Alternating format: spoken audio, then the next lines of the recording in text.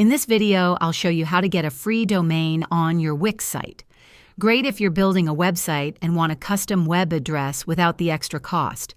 When you sign up for a Wix plan like the Combo or Unlimited plan, you get a free domain for 1 year. Just choose your plan during setup and follow the prompts. After selecting your plan, Wix will ask if you want to connect an existing domain or get a new one. Choose Get a New Domain, then search for the domain name you want. If it's available, add it to your cart. Wix will automatically apply the 1-year free offer at checkout. Keep in mind, the free domain is only for the first year. After that, it renews at the standard rate unless you cancel or switch to a free Wix subdomain. Still, it's a solid deal if you're launching a personal blog, small business site, or portfolio.